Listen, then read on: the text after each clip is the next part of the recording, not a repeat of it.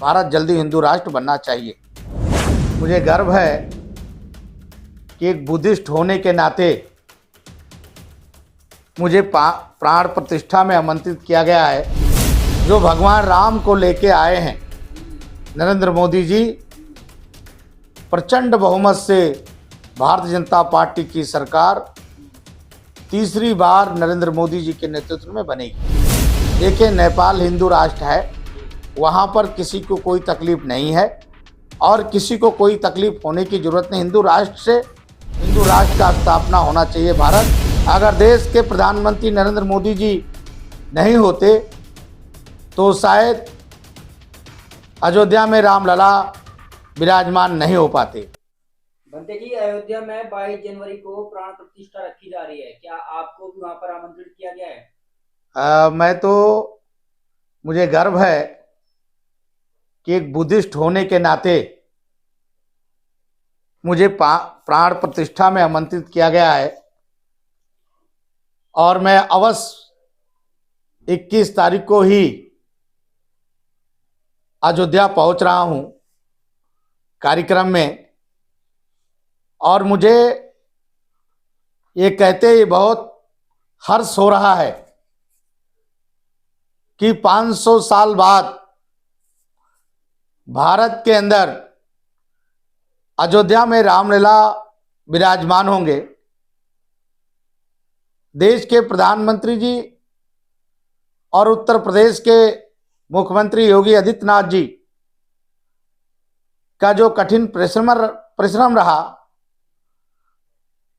करोड़ों साधु संतों का आशीर्वाद रहा कि पहली बार अयोध्या में रामलला बैठने जा रहे हैं और रामलला का ये भव्य समारोह भारत नहीं दुनिया देखेगा।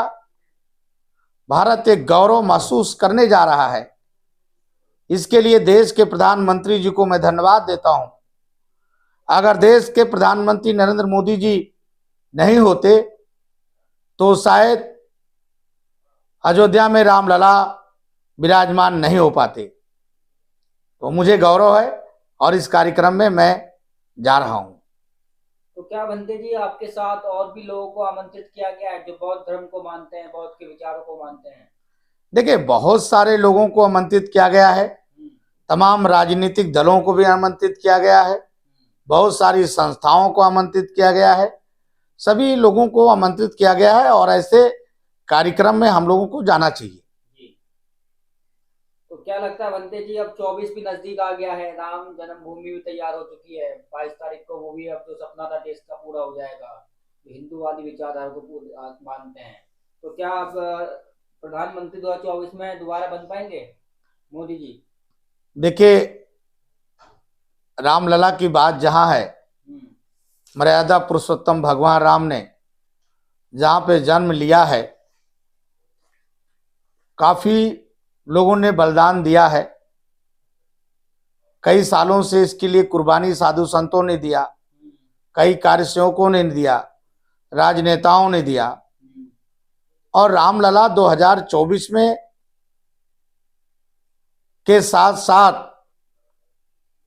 जो भगवान राम को लेके आए हैं नरेंद्र मोदी जी, प्रचंड बहुमत से भारतीय जनता पार्टी की सरकार तीसरी बार नरेंद्र मोदी जी के नेतृत्व में बनेगी। अच्छा, तो जिस तरीके से अभी हल्ला मच रहा था कि नरेंद्र मोदी की सरकार तीसरी बार बनेगी दोबारा से, जो राम को लाए उनको लाएंगे, क्या मोदी जी के प्रधानमंत्री बनने के बाद देश हिंदू राष्ट्र हो जाएगा? वो दिन के इंतजार मैं करूंगा कि देश हिंदू राष्ट्र बने। भारत को हिंदू राष्ट्र बनने पे बौद्धों को कोई तकलीफ नहीं है और किसी को कोई तकलीफ नहीं है। लोगों की भावनाएं और विचारधाराएं भिन्न हो सकती हैं, लेकिन हिंदू राष्ट्र भारत का एक बहुत अच्छा रहेगा। सनातन धर्म की संस्कृति भारत में पली है और भारत की जो संस्कृति है उससे और निखर के आएगा। भारत को हिंदू राष्ट्र बनना चाहिए और नरेंद्र मोदी जी देश के प्रधानमंत्री दोबारा बनेंगे और उनके नेतृत्व में हिंदू राष्ट्र का स्थापना होना चाहिए भारत। देखिए, नेपाल हिंदू राष्ट्र है वहां पर किसी को कोई तकलीफ नहीं है और किसी को कोई तकलीफ होने की जरूरत नहीं। हिंदू राष्ट्र से लोगों को जिस तरह से सारे लोग एक बगीचे में सारे फूल खिलते हैं, सारी चिड़िया सारे जानवर अपनी चहक लेते हैं, उसी तरह से इस देश में हिंदू राष्ट्र भी जब भारत बनेगा तो एक बहुत अच्छा विशाल रूप देगा। बहुत सारे संस्कृत आएंगे और भारत जल्दी हिंदू राष्ट्र बनना चाहिए। लेकिन आपके अकेले ऐतराज ना करने से ऐसा संभव नहीं हो सकता ना। भारत के अंदर काफी बौद्ध भिक्षु ऐसे भी हैं जो इसका विरोध करते हैं और बोलते हैं कि भारत को बौद्ध में बनाएंगे। आप हिंदू राष्ट्र की बात कर रहे हैं। देखिए, भारत तो बौद्धमय है ही है, लेकिन भारत को बौद्धमय बनाने के लिए जिन लोग बौद्ध भिक्षु विरोध कर रहे हैं हिंदू को राष्ट्र को, वो बौद्ध भिक्षुओं को विरोध नहीं करना चाहिए, क्योंकि भारत अगर हिंदू राष्ट्र बनेगा तो बौद्धों का भी सम्मान बनेगा। क्योंकि तथागत भगवान बुद्ध तो सनातन पुत्र ही थे और इस देश में जो आर्य थे वो भी तो भगवान बुद्ध के ही वंशज थे।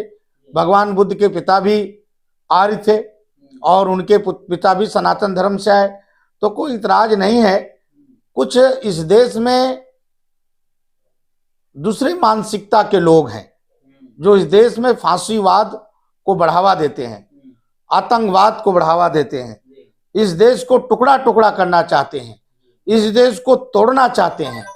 ऐसे लोग इस देश के विचारधाराओं को जो तोड़ना चाहते हैं वो लोग इसका विरोध कर सकते हैं, बाकी कोई विरोध करने वाले लोग नहीं है। तो क्या लग रहा है कि अब जनवरी में प्राण प्रतिष्ठा के बाद राम की कृपा मोदी जी पर बरसेगी? अब पूरे देश के लिए बरसेगा, मोदी जी पे नहीं, पूरे देश पे, हिंदू राष्ट्र के हिंदू भक्तों पे, सनातन भक्तों पे पूरी कृपा भगवान रामचंद्र की होगी।